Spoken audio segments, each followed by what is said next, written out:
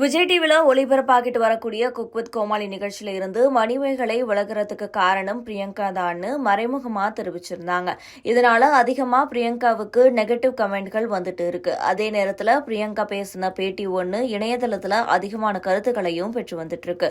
தொகுப்பாளராகவும் cook with கோமாளி நிகழ்ச்சியில கோமாளியாகவும் பலருக்கு பரிச்சயமான மணிமேகலை நேத்து முன்தினம் கொளுத்தின வெடி இன்னும் வெடிச்சுக்கிட்டே இருக்கு. அதோட சமூக வலைதளங்கள்ல மணிமேகலைக்கு ஆதரவா பலர் குரல் கொடுத்து வந்துட்டு இருக்காங்க. மணிமேகலை தான் குக் வித் கோமாளி நிகழ்ச்சியில தொகுப்பாளரா இருந்தாலும் இந்த சீசன்ல போட்டியாளரா வந்த பெண் தொகுப்பாளர் என்ன வேலை செய்ய விடாம தொந்தரவு செய்யறாங்கன்னு ஒரு நீண்ட பதிவு ஒன்ன வெளியிட்டிருந்தாங்க. அதை பார்த்த ரசிகர்கள் பிரியங்கா தான் மணிமேகலை நிகழ்ச்சியில இருந்து வெளியேறதுக்கு காரணம்னு இணையதளத்துல கொந்தளிச்சுட்டு வராங்க. ஆனா இது பற்றி எந்த ஒரு விளக்கமும் கொடுக்காம பிரியங்கா ஜாலியா டூர் போயிருக்காங்க. அதே நேரத்துல பிரியங்காவினுடைய ரசிகர்கள் மணிமேகலை வேற சேனலுக்கு போகணுங்கிறதுக்காக பிரியங்கா மேல குற்றச்சாட்டு வைக்கிறாங்கன்னு கமெண்ட் போட்டு வச்சிருக்காங்க. மணிமேகலை குக் வித் கோமாளி நிகழ்ச்சியில இருந்து விலகினது இணையதளத்துல காரசாரமா பேசப்பட்டு வருது. பிரியங்காவை தாக்கி பலர் மீம்ஸ்கள் வெளியிட்டு வந்துட்டு இருக்காங்க. இது ஒரு பக்கம் இருந்தாலும் சில மாதங்களுக்கு முன்னாடி பிரியங்கா விருது வாங்கின ஒரு நிகழ்ச்சியில பேசின வீடியோ ஒன்னு இப்போ இணையதளத்துல வைரல் ஆகி வந்துட்டு இருக்கு.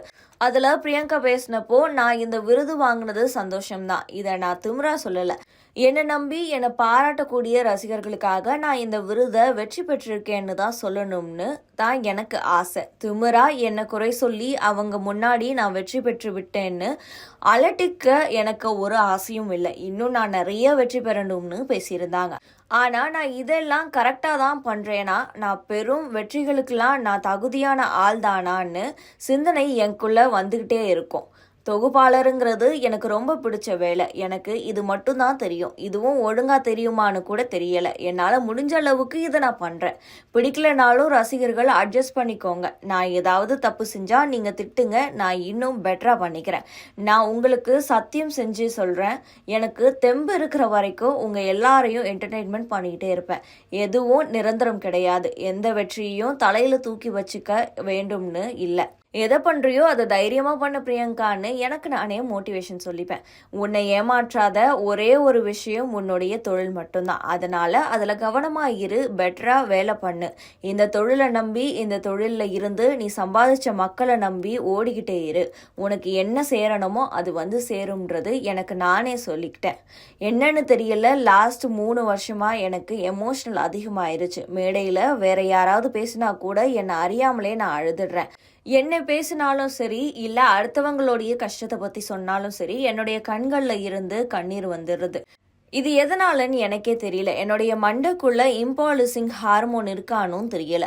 அதே போல உங்களை பத்தி எவன் என்ன சொன்னாலும் பரவாயில்ல, கெக்க பக்கன்னு சிரிச்சுக்கிட்டே மற்றவங்கள வெறுப்பேத்தி கடுப்பேத்தி என்ன வேணாலும் பண்ணுங்க.